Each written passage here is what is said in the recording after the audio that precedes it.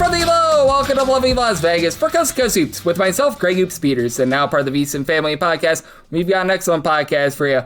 We continue to get news out of college basketball here in the middle of July. That's why this podcast never ever stops. And we saw Mario Saint-Suprey, who was expected to be a big part of the Gonzaga Bulldogs this season. He's heading overseas. What this means for the Gonzaga Bulldogs, what this means for them moving forward. And I wish we got this news a little bit earlier because I did an interview in segment number 2 with our good friend Curtis Rogers. He does amazing work over at 710 Seattle Sports.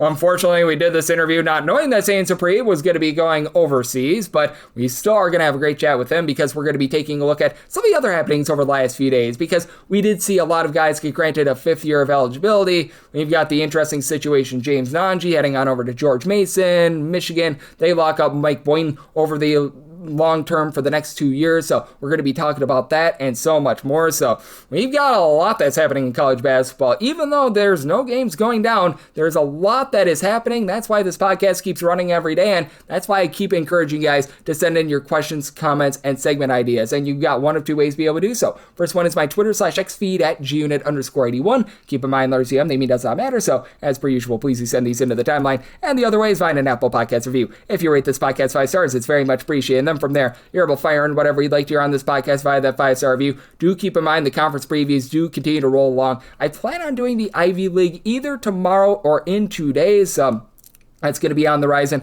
Then we get into the M's with the Metro Atlantic. You're going to be getting into the MAC. It's going to be a whole big giant bundle of fun. So we've got a lot that is happening on this podcast. It's my job to make this the greatest college basketball season of all time. And Gonzaga is hoping that this is going to be the greatest college basketball season of all time. But shocking news on Saturday in college basketball with Mario Saint-Suprey. He has decided that he is no longer going to be playing for Gonzaga. And how quick of a shift this was, I know that Brianna Green, she does a great job in terms of covering the Oregon/Pacific Northwest scene. She was saying that Mario Saint-Suprey, he was just at practice like 24, 48 or so hours ago, and he has decided that he is heading to Valencia. He's going to be playing professionally in Spain this season, and that's a big blow for Gonzaga. Certainly he's not as big of a impact guy as Braden Huff is going to be, and we saw what happened with Gonzaga when Braden Huff was out of the fold for the team, but he was legitimately probably their best sharpshooter last year. As a freshman coming over from the great country of Spain, 8.5 points, 3.8 assists, he was shooting 40.3% from three-point range. One of their main holdovers because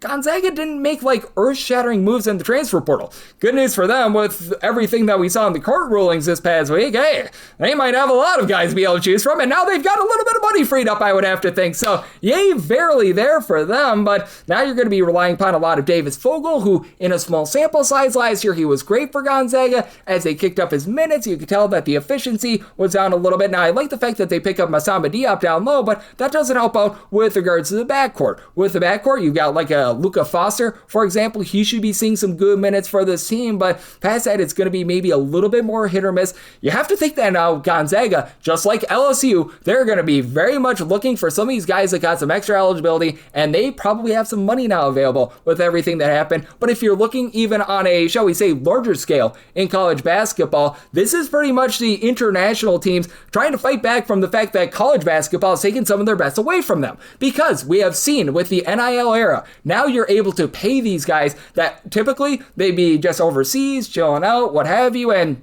now they're on a little bit of a bigger scene. They're able to be seen a little bit more by the American market, which is big for them because obviously the NBA is out here in America along with the great country of Canada. So, it's been great for a lot of these international guys. Now the international teams, they're stepping up. They're shelling out their checkbook. And in this case specifically with the guy that was coming in from overseas because Suprey, he was born and raised out there in the country of Spain. Now he heads back to Valencia. I don't know exactly where his hometown is, but I have to think that's probably pretty close to there. This is going to be something that's going to be a litmus test for the NCAA. So we're starting to see a little bit of pushback from these international teams. Obviously, this is going to be hurting Gonzaga, and I have to think in the coming days, coming weeks, that Gonzaga is going to be able to get that open roster spot all figured out. But now we've got ourselves even more intrigue in this college basketball landscape in this new era of NIL. So I thought that this was big news, what we saw in college basketball on Saturday. Now, if you're looking at the Pac-12 landscape, I still think that Gonzaga does have to be your favorite out there because it's mostly those Mountain West schools that are going to be coming in, and obviously the two holdovers from the old Pac-12 and Oregon State and Washington State. And I like what Oregon State has been able to do here, but I still do think that Gonzaga going to be the team to beat in that conference. But certainly, I'm very intrigued to see what they do with this open roster spot, and now the divide between they and, say, like a San Diego State, say these teams that are coming in from the Mountain West. I don't know if Boise State is going to be back up to form, but I think that they're going to have a better year than what they had last season. That gap has now narrowed, so it's going to be very interesting to see what happens the next few weeks, and there are now a lot of landing spots for these guys that got the extra year of eligibility granted to them earlier in the week. We'll talk about that with Curtis Rogers. We'll talk about the Michigan situation and so much more right here on Coast to Coast Hoops with myself, Greg Peterson, now a part of the VSiN Family Podcast.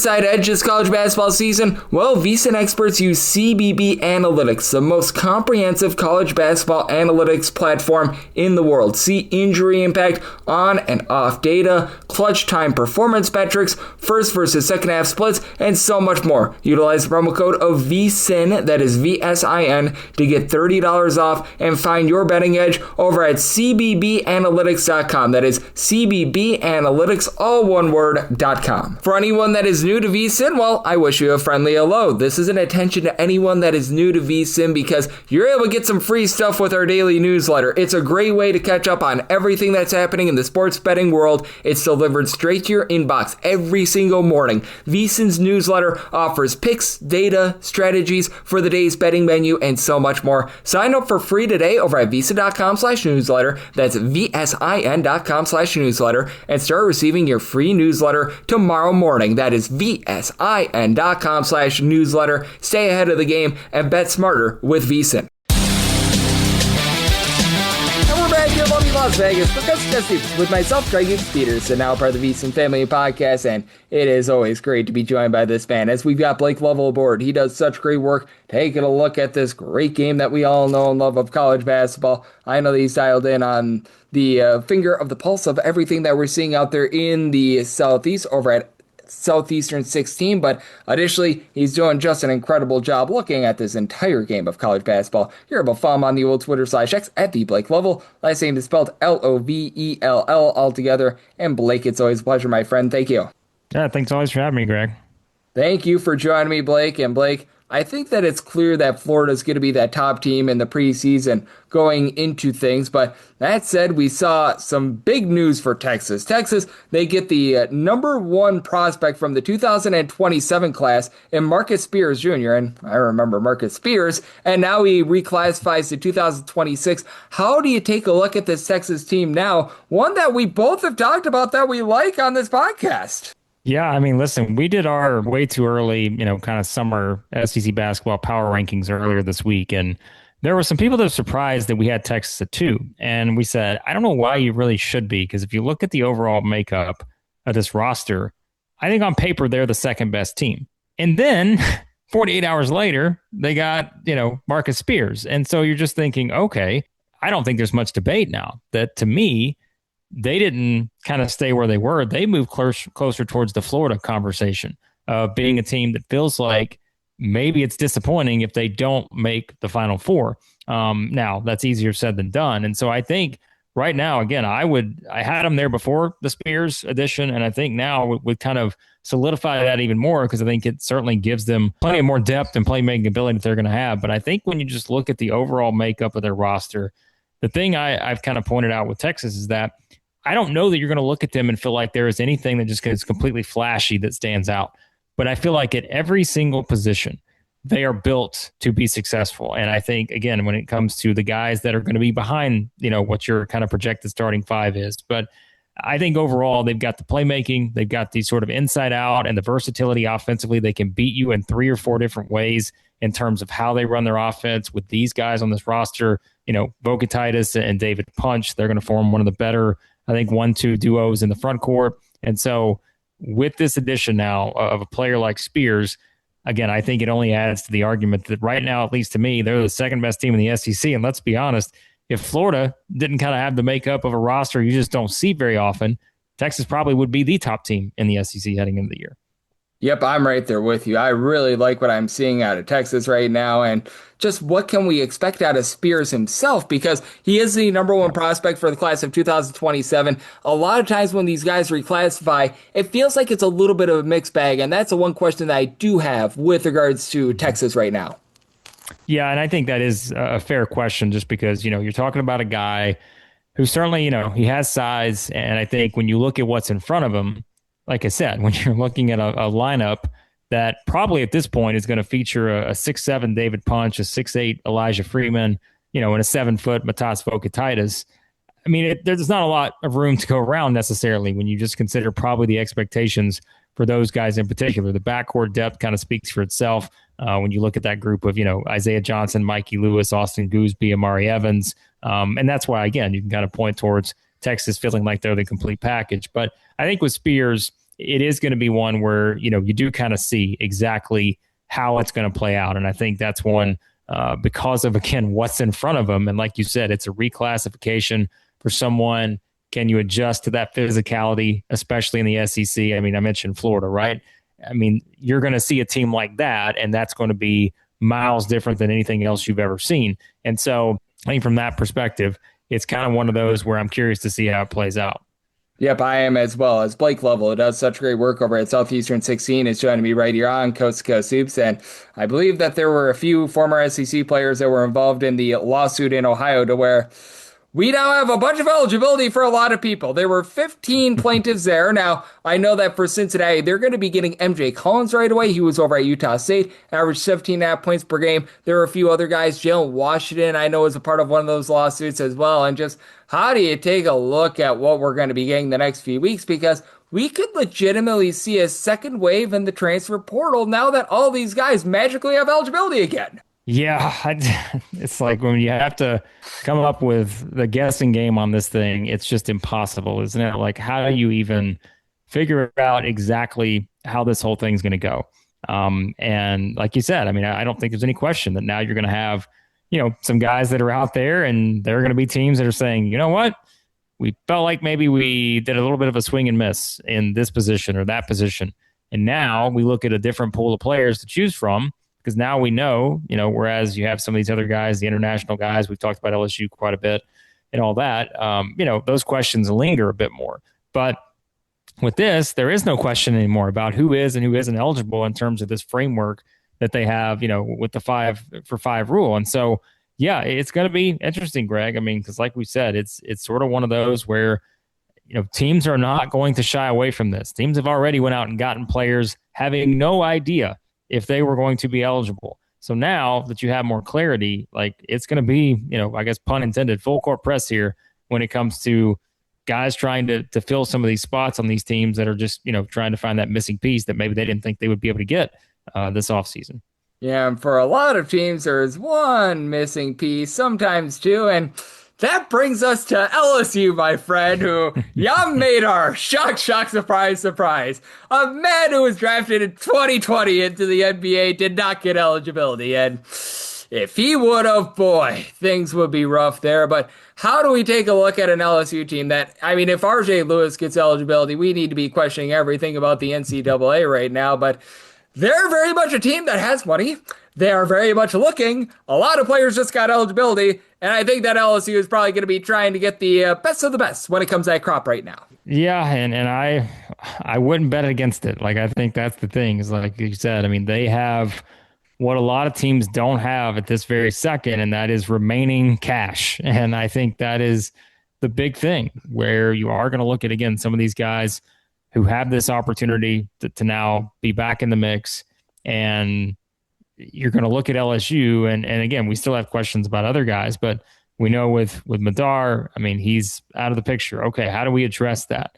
And yes, there are still some questions with some of the other guys on the roster, but I don't really still, and this is why, again, I mentioned earlier, we did our way too early power rankings. I said, as wild as it sounds, I don't think I could rank LSU like in the bottom 4 of the SEC right now, even without a very incomplete roster, because I have that confidence that they're going to find a way to make this work. And I even went as far as to say, look, the range here for LSU is that right now you could put them 12th in the SEC based on worst case scenario, you could also put them second in the SEC on best case scenario if they start to get a lot of positive things that happen with some of these guys in terms of knowing they're going to play, because that's the talent that they're working with. And now there are going to be some other names that join the mix there. So still, again, the most unpredictable team out there, just because you don't really know what you're getting. You couldn't name a starting lineup right now.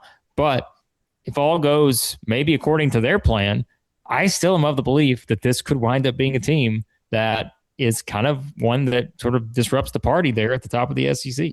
Oh man, this is going to be so interesting to take a look at what is going to be happening with LSU, to say the least. There's still so much question mark with that team, and I would say that they're the most unpredictable team in all of college basketball right now, just because we don't know what the roster is quite yet. As Blake Lovell, who does such great work over at Southeastern 16, is joining me right here on Coast to Coast Hoops, and the good news is we have a little bit more known entities when it comes to the rest of the SEC. And how do you take a look at the rest of this conference? Because you mentioned that you had Texas #2 in your SEC power rankings, and I believe Bart Torvik does as well. I just still look at Tennessee as one of the most intriguing teams in all of college basketball, though, because they're clearly all in to try to get Rick Barnes a title. They're going to be changing around their style a little bit, bringing in these guys like Jalen Harrelson, Juke Harris, what have you. I think that they're one of these teams of intrigue, because for Tennessee, for the longest time, it was always all about defense, and now they are going pedal to the metal with this offense. Yeah, I think, and I think we wound up putting Tennessee at, I think it may have been 5. I think I had them individually at 4 in my SEC rankings, and I had Arkansas ahead of them because I think, again, that's another team that certainly has some questions in the front court, but I don't know that there's anyone that's going to kind of parallel their depth on the perimeter. And I think Tennessee and Kentucky were the two teams I had the hardest time with, because I think with Tennessee, you nailed it. It is, you're betting on Rick Barnes, which is a good idea. And I know people will pick on the postseason thing, but that's kind of out the window now. They went to 3 straight, Elite Sweet 16. Like, they've been there now for the last 4 years. And so, yes, maybe they haven't breaking through to the Final Four, but only 4 teams do every year. And so I think overall you figure that he will figure it out. But it is a team that looks so different than any other team he's had there, and maybe any other team he's had in a long time in his coaching career. It's just hard for me to go all in right now until I see how, things are going to look defensively. But I just think still, even without kind of the giants in the front court, like, this is going to be a little bit of a smaller team than Tennessee fans are used to. But you've got to think they're going to figure it out offensively and be able to put up enough points to where, surprise, surprise, are we really going to be talking about Tennessee playing in games that are shootouts versus, some of these games we're used to seeing Tennessee in the past that were not so much. And then with Kentucky, it's somewhat similar in that I trust the foundation of the roster, but I think it's fair to question Mark Pope still at this point and see if they can put it all together, because, the last couple of years, they've been very inconsistent. I'm willing to give him kind of a break that first year, because remember, that came in a historic SEC season with as good as the league was that year. But last year, Greg, it's almost like, let's not act like there weren't high expectations coming into the season with people thinking this could be a top 10 to 15 team. And it just didn't happen. And I know injuries have played a role too, so you can kind of give him a little bit of a break there. There's only so much he can do. But I think Tennessee and Kentucky, 2 teams that we're used to talking about at the top, I think there is a lot of, potential for this range to be a little bit larger for these 2 teams this year, because there are some differences in terms of the way the rosters are built. And in some cases, there are some fair arguments to wonder if the coaches can put it all together, either with different rosters in Rick Barnes' case, more offensive minded, or with Mark Pope just living up to the pressure of trying to get Kentucky back to the top. Yep, and with Kentucky, another one of those teams that it feels like they might be in business for 1 or 2 of these guys that got eligibility too. So that'll be interesting to look at. And Blake, I always love asking this question. I feel like we might get a little bit of a different answer this time over the last few weeks, because there's a lot that's actually happened over the last few weeks. Who's the team that you're looking at that you're now feeling a little bit differently on, other than Michigan? Because, well, Michigan, you lose Sussie May. That's one thing. But other than Michigan, is there 1 or 2 teams that you're stock up, stock down on, and just feeling a little bit different about? Yeah, it's funny because we did this week also try to put together our All-American teams way too early, trying to figure out exactly where to play some of these teams.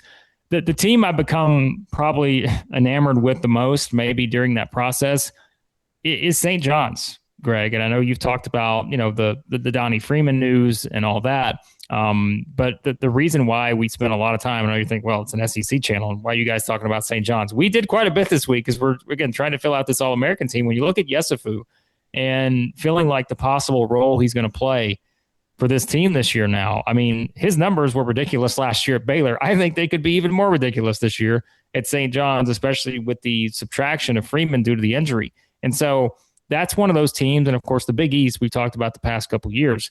It's a conference where you kind of have your knowns in terms of what you are going to get, from your UConn and St. John's. And, there are some other teams that are certainly going to be able to make noise. Providence has high expectations now with Brian Hodgson there, and you just keep looking around and kind of waiting for Xavier, same situation. So I think when you look at teams like that, adding Villanova to the mix, I think St. John's is very fascinating to me with this injury, just because you kind of see what the upside can be with Yesufu. I mean, he can be one of the best players in the country. We put him on our first team All-American team. So 1 through 5, we said he's probably a guy from a pure production standpoint that's going to be there. I'm curious to see how everything else plays out for Rick Pitino, because I do think the Big East is way more intriguing this year, just in terms of kind of looking at the makeups of these rosters. Of course, again, you've had some coaching changes. What does Alan Huss do at Creighton? Like, these are all, I think, fascinating things when it comes to what they're going to be able to do this season. But I think St. John's is right there at the top in terms of intrigue, because A, it's Rick Pitino, but B, I think just from a roster standpoint, I'm really interested to see how it plays out.